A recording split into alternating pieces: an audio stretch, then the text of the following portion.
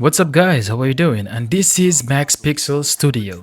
And today we're checking out 10 of the best video games in history according to Metacritic. Starting off we have Legend of Zelda: Ocarina of Time. It is a timeless masterpiece that revolutionized the action-adventure genre. Released in 1998, this Nintendo 64 classic follows Link's heroic journey as he battles the forces of evil to rescue Princess Zelda and save the land of Hyrule. With its revolutionary graphics, 3D graphics that is, immersive gameplay, and unforgettable soundtrack, this title set a new standard in narrative and game design. Intricate mazes, puzzles to solve, and sword fights join the exploration of a vast and diverse world, full of memorable characters and iconic locations. To this day, this epic adventure remains an iconic title loved by many gamers around the world. Next up we have Tony Hawk's Pro Skater 2. And Tony Hawk Pro Skater 2 is actually very much a legendary game. It was released in the 2000 and it brought excitement to skateboarding on consoles.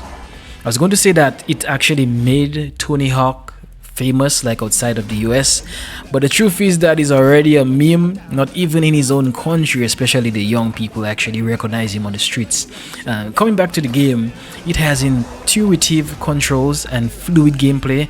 All of us in the thousands, I feel kind of old, were amazed at the incredible tricks you could do and actually the unrealistic acrobats. Even Tony Hawk himself, we would be saying like, be careful with doing all these tricks, because we would like leave and go outside with our skateboard and try to do all this kind of stuff, especially the ollie, and actually came back with sprints and stuff. But yeah, Tony Hawk's Pro Skater 2 actually features a variety of modes also, including the career mode where people can create their own skater and complete challenges from around the world actually. But what can I really say? The soundtrack was amazing. It's something like a 90s kind of soundtrack, and it was pretty cool actually. I actually loved it. Grand Theft Auto 4. What is the American dream, you ask? The American dream is actually Grand Theft Auto. It is a Florida man who ends up driving a Lamborghini, or in this case of Grand Theft Auto 4, is a former Yugoslav soldier who travels to America to forget all his violent conflicts, all his evil doings that he participated in the past. The adventures of this immigrant through Liberty City. It's in a true New York style fashion, but it's unforgettable, you gotta say. Has a very high bar to achieve in this position, and good old Nico Bellic is actually going to achieve that for you. In this title, in terms of story, is among one of the best in GTA, which is why it is second on Metacritic. It has deep and complex narrative, which explores themes such as crime, corruption, and the American dream that actually turns into a nightmare. This city is enormous, especially in the time that it came out. We had was less accustomed to mega maps, so this was such a breakthrough in that sense. And you can participate in a lot of bizarre missions, all kinds of activities and side mission or mini games, and the graphics was quite striking at the time, which was 2008. Next up we have Soul Calibur. Soul Calibur is actually a fighting game which came out in 1999, which has already become a classic of the genre, set in an era of swords and adventuring souls. This game has deep and fluid combat mechanics.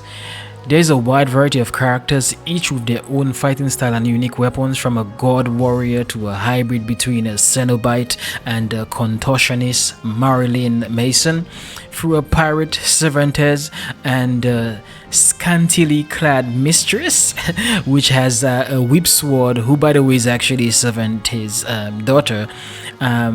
The different scenarios, which also had the possibility of throwing the rival over its edge at the ending of the fighting earlier. It was actually a spectacle to behold.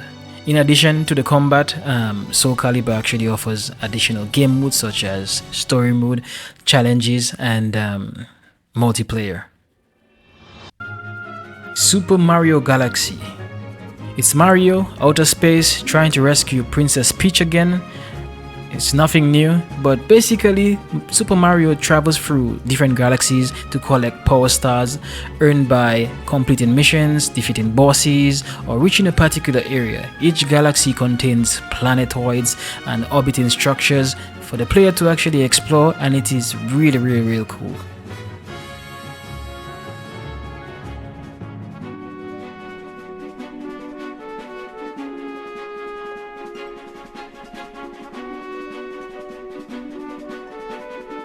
Perfect Dark.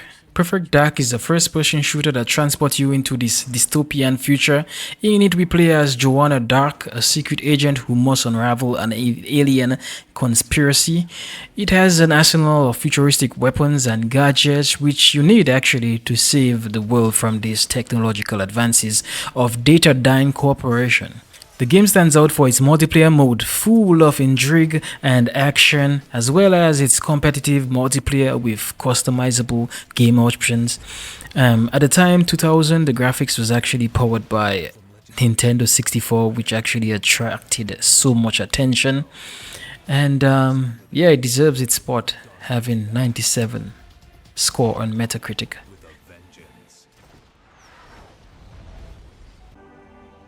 Metroid Prime. Metroid Prime is a first-person adventure game which follows the exploits of Samus Aran, a space bounty hunter. In this game, Samus enters the planet Talon 4 to stop an alien threat. This game combines exploration, platforming, and combat, offering an interconnected world full of secrets and challenges. This saga is so good that it created its own little subgenre called Metroidvania.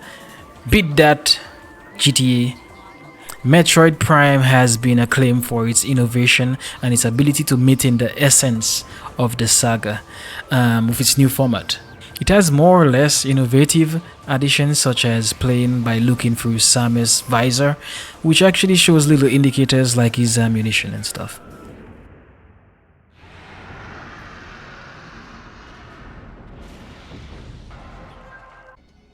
Halo Combat Evolved. How could you even forget this? You can't, right? Halo Combat Evolved is a first-person shooter that marked the beginning of an iconic franchise, and that millions of us hold dearly to our hearts.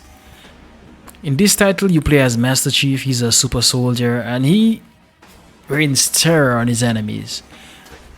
He embarks on an epic adventure, an epic battle against the Covenant, an alien alliance with sectarian overtones, and even greater threat actually. The game combines interesting narrative, intense actions, and well-constructed scenarios. In addition, the game has a very well-integrated tutorial that teaches the player all the basic functions and how to play without any problems.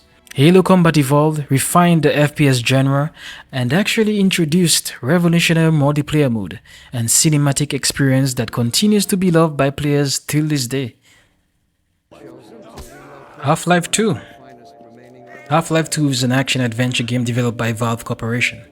Set in a post-apocalyptic world in which the protagonist, Gordon Freeman, who has the name of a lawyer but is actually a scientist, he must fight an oppressive race known as the Combine. Yeah, that sounds so vicious.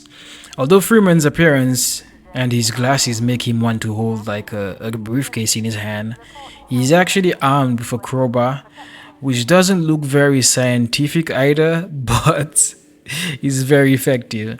The story takes place 20 years after the first Half-Life. Freeman agrees to work for G-Man after defeating Nihi, or Nihilanth, something like that. Everybody always messed up the pronunciation, but who's counting? Only to be put into hibernation, kind of like Fry from Futurama, but with glasses. In this title, he actually has a gravity gun, which adds new mechanics, that makes the game actually real popular.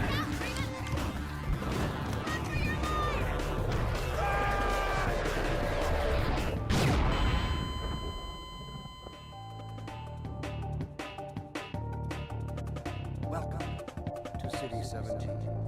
It's safer here. GoldenEye 007, an iconic first-person shooter based on the James Bond film. From James Bond that millennials recognize, Pierce Brosnan, who went from being Agent 007 to selling us Vision Lab glasses. It is true that the game is 100% memeable, especially because of the escort missions and the artificial intelligence of the game in general, but it was 1997 at the time, so GoldenEye was almost a miracle. It had some stealth, which is suit and patent, leather, loafers, kinda low, and the rest is typical Bond stuff, like cute gadgets and like shadow of the USSR threatening the capitalist status. All in 3D and licensed to kill.